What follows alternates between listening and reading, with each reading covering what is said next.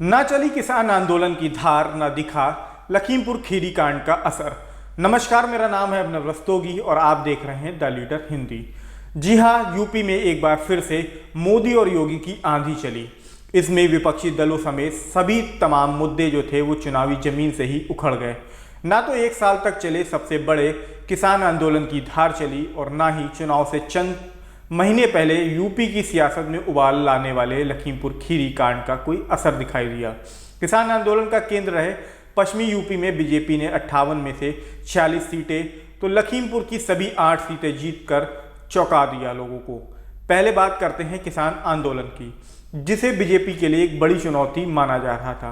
पहले चरण में पश्चिमी यूपी के 11 जिलों में 58 सीटों के लिए वोटिंग हुई, जो जाटलैंड कहलाता है। यहीं पर भारतीय किसान यूनियन का सबसे ज़्यादा प्रभाव रहता है। यहाँ से भाजपा नेताओं के विरोध की भी तमाम खबरें सामने आ रही थी। सपा और रालोद के गठबंधन के बाद भाजपा की डगर यहाँ पर मुश्किल होने की आशंका जताई जा रही थी, मगर नतीजों ने चुनावी पंडितों के सभी आकलन फेल कर दिए। किसान आंदोलन का असर भी सिर्फ मुजफ्फरनगर, शामली, मेरठ और बागपत तक ही सीमित रह गया।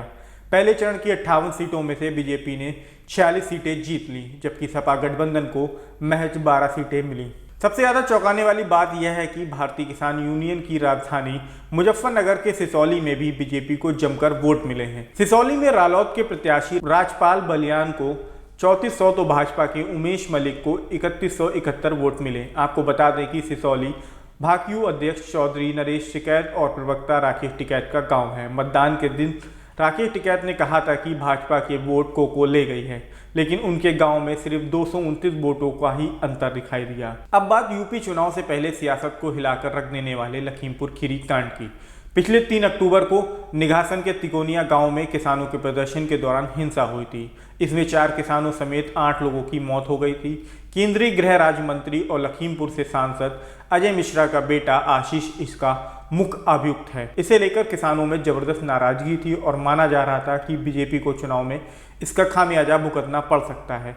विपक्षी दलों ने भी चुनाव के दौरान इस कांड को बड़ा मुद्दा बनाया और योगी सरकार को घेरने के लिए चक्रव्यूह रचा, लेकिन चुनाव परिणाम ठीक इसके उलट आए हैं। लखीमपुर की सभी 8 सीटें बीजेपी ने जीत ली हैं। बीजेपी को 1,26,848 वोट के साथ सबसे बड़ी जीत उसी निघासन सीट से मिली है जहां पर यह घटना हुई थी। बीजेपी उम्मीदवार शशांक वर्मा ने सपा के RS कुशवाहा को 41,009 मतों से हरा दिया। वहीं पलिया, गोला, श्रीनगर, धोरारा, लखीमपुर सदर, कास्ता और मोहम्मदी सीट भी भाजपा के खाते में आ गई है।